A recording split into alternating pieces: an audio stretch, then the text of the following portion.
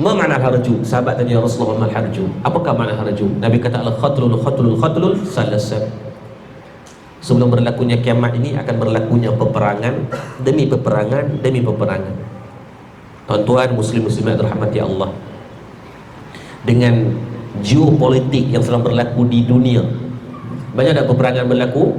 Banyak. Belum selesai pun India Pakistan, belum selesai pun Ukraine Rusia, maka ditambah pula dengan Palestin Israel. Dan kalau tuan-tuan belajar dalam international history punya sejarah, saya dah background sikit, 4 tahun saya dalam askar, saya pakai lieutenant dalam tentera darat. So memang saya daripada kadet tentera.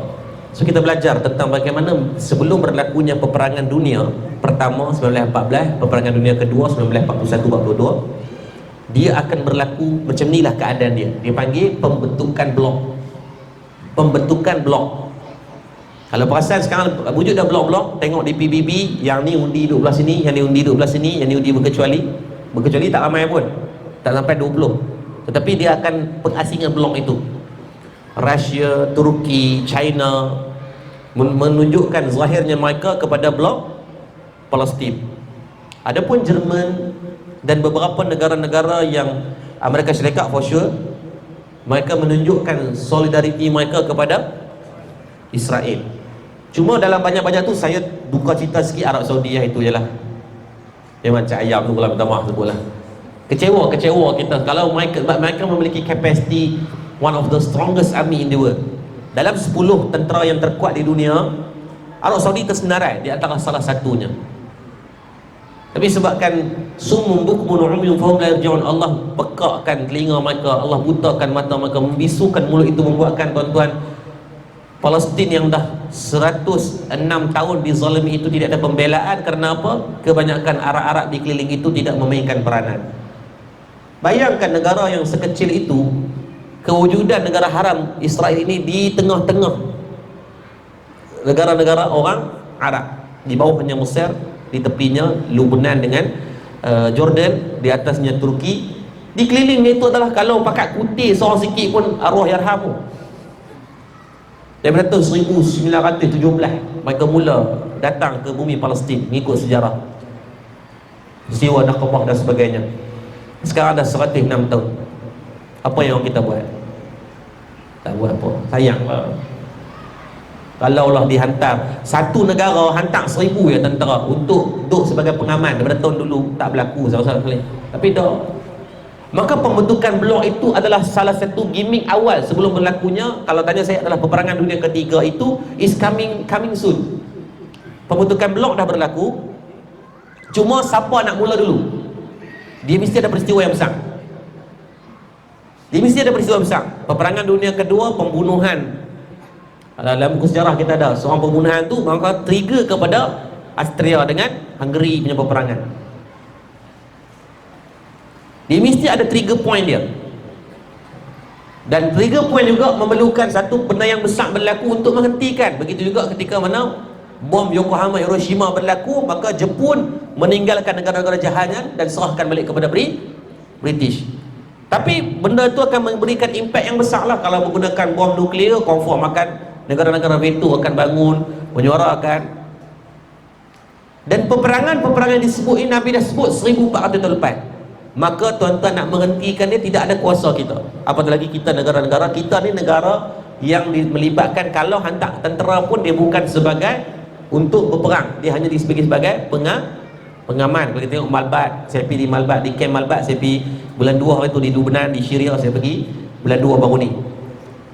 Pergi atas tiket bekas tentera lah, dan untuk misi pengaman. Tapi tak ada tentera, tak ada senjata. Pergi tu saya tak ada senjata. Saya memang suka menembak ni, tapi pergi tu tak boleh ada senjata. Nak bayar, takut. Kita duduk di sempadan Syria, duduk di kawasan pelarian Syria, pelarian Israel ni, Palestin, jumpa dengan orang mereka. Tapi orang bersenjata ni penuh tu ada. Tawakal kan, nak buat, tapi doa lah. Kalau jadi pun dalam keadaan mati tu, saya lebih suka mati dalam keadaan tu daripada mati dalam keadaan yang lain lah. Masih panjang umur. Bila kita pergi, kita tengok, ya Allahu Rabbi, betapa worstnya keadaan yang disebutkan 1400 tahun lepas sedang berlaku sekarang. Dan angka-angka kematian yang berlaku ni mencecah belasan ribu dalam tempoh peristiwa bermula pada 7 Oktober hari itu. Adakah akan berhenti dalam masa terdekat? Tanya saya, tidak. Takkan berhenti dalam keadaan. Dan tidak ada istilah two state solution. Dia bawa two state solution. Israel ambil negara mereka, Palestin negara mereka. Persoalannya, Israel wujud tak negara di situ? Jawapannya tidak. Jadi kenapa takkan nak penyelesaian itu memberikan kedamaian? Jawapannya takkan berlaku. Umar tu geran memang nama sahabat kita. Saya pergi tumpang, saya main ceramah, saya main tumpang rumah dia, Ustaz, minta nak duduk satu bilik. Tiba-tiba sekarang saya kata dia, jom kita buat pergi geran, pergi kat jabat tanah, kita buat borang 14A, hang ambil separuh, aku ambil separuh. Adil ke tidak? Mana boleh? Mutlak milik dia. Cuma digunakan kuasa-kuasa besar seperti mana Amerika Syarikat dan sebagainya untuk menghalalkan perbuatan dia. Itu saja. Sejarah menunjukkan dah.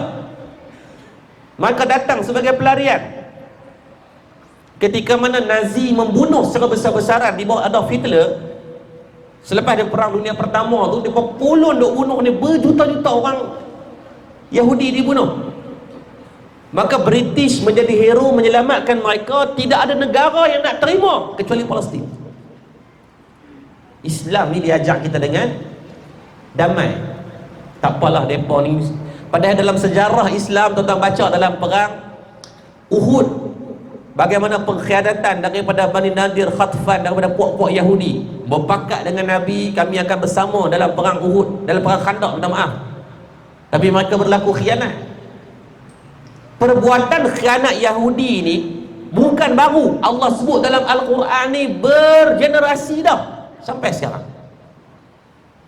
Sampai sekarang. Tapi tetap Islam ajak kita apa? Don't judge. Walaupun generasi yang sebelum ni tipu, sekarang ni tak tolong mereka. Bila tolong jadi lagu tu lah. Dia lemak. Dia ambil daripada Palestin itu, bumi yang berdaulat. Sekarang tuan-tuan, hampir 80% penguasaan kawasan dalam bumi Palestin itu hilang pemilikan tanahnya. Maka yang ni yang mereka cuba bangkit untuk lawan. Dalam maqasid syariah itu adalah jihad mereka.